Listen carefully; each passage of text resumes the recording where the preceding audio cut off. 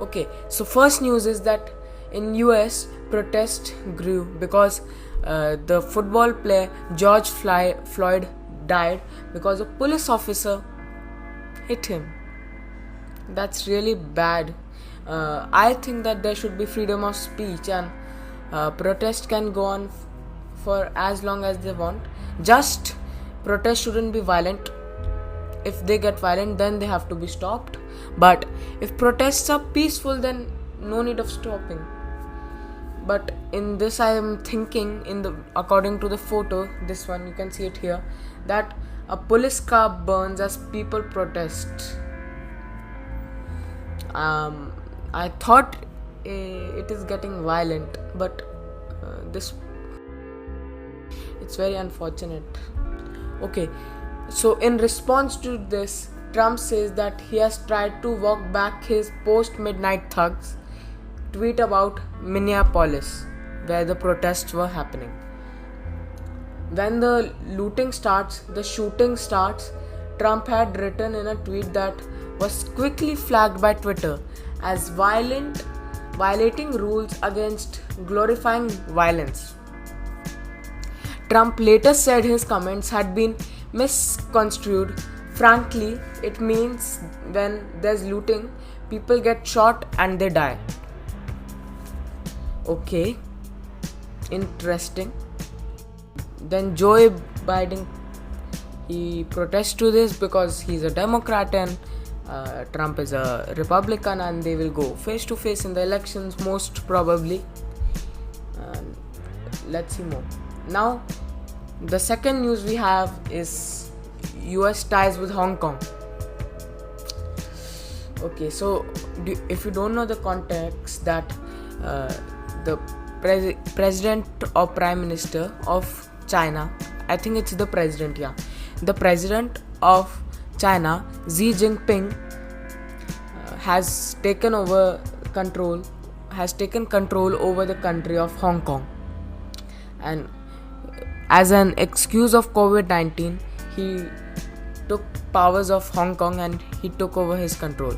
And this is the best time for him to take control because COVID-19 is going on and protest can't be happen. I was saying that protest should be peaceful, but Hong Kong does it the best. They do peaceful protest and they have silenced China for so many years. You just got the example. Peaceful protests also happen in South Korea. They are another country that do peaceful protests, and they bring down an entire government in South Korea. So see, peaceful protests can work. In my opinion, this is my opinion. Okay. And unfortunately, US action on Hong Kong doomed to fail. China hits back. The mouthpiece of China's ruling Communist Party said US moves to end some trading privilege for Hong Kong grossly interfere in China's internal affairs and are doomed to fail. Saturday's editorial in the newspapers People's Daily was responding to an announcement from President Donald Trump. This hegemonic act of attempting to interfere as Hong Kong affairs and grossly interfere in China's internal affairs will not frighten the Chinese people and is doomed to fail, it said. Okay, so I think that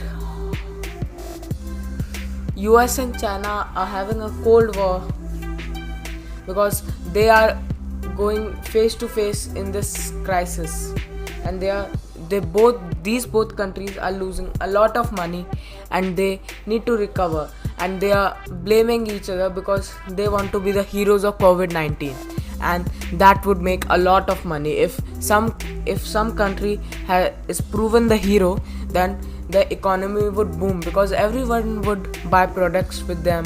And if the country who makes the vaccine is first, like China makes the vaccine, their economy will crash. They will go up. So if they make the vaccine, it is about the vaccine and it is about blaming who made the virus. So it is very controversial, so I will not say anything. Okay, now in Sri Lanka, they will impose a nation curfew tomorrow. Okay, pretty late. I was about to go to Sri Lanka in March, but I stopped because of this crisis. This crisis has ruined so many plans, ruined so many things, but it did one thing good. It stopped us from going to school. Yes. Okay. Now, in England, lockdown is easing. England easing COVID lockdown too soon. England risks control of the pandemic again because it is starting to lift its lockdown without a fully operational track and trace program in place. 3 scientific advisors wanted on Saturday. Prime Minister Boris Johnson has said England's lockdown measures will be eased continuously from Monday, aided by a track and trace system that launched on Thursday. The advisors warned, however, that the system was not yet in full operation and risked being overwhelmed by the around 8,000 new infections that are still occurring every day outside of hospitals and care homes. John Edmonds from the London School of Hygiene and Tropical Medicine and a member of Britain's Scientific Advisory Group for Emergencies, SAGE, said the government was taking a risk. Track and trace was only launched the day before yesterday, so we can't be sure that is working effectively yet, and yet we are going ahead and making these changes anyway, he told Sky News. I think that is rather dangerous. Edmund comments were echoed by 2 other SAGE members as well, Reuters. Okay, so this whole paragraph was said by Reuters, Reuters. They are a website, check them out. Pretty good. So, England is easing COVID lockdown too soon. That is very risky because as you know, it spreads exponentially and it can just destroy the economy. They can have a lot of sick people and it would be bad, very bad. Now, another news from USA, that Supreme Court in the US rejects church challenges to lockdown. New York City to reopen in June 8. Okay. So in 8th June, New York City will reopen. Nice. So the US Supreme Court rejected challenges on Friday to curbs on religious services. That's very good because religion and disease should not interfere each other because this is very scientific, these diseases. So religion can't get in between of them because it would be very, very risky. And the tribute to victims of the disease in Brooklyn, New York. Here is a photo. Check it. So another news coming from Europe.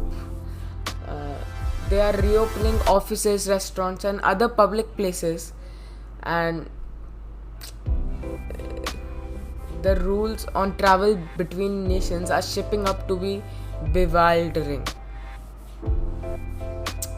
So Europe is opening lockdown. It is a little bit fishy, not fishy, but it's a little bit troubling. Okay, so this is all the news. I have just given some news just roughly. I'm just trying that I give news or not. Okay, so thank you guys for watching the video. Be sure to leave a like, subscribe to my channel, and I'll see you next time. Bye bye.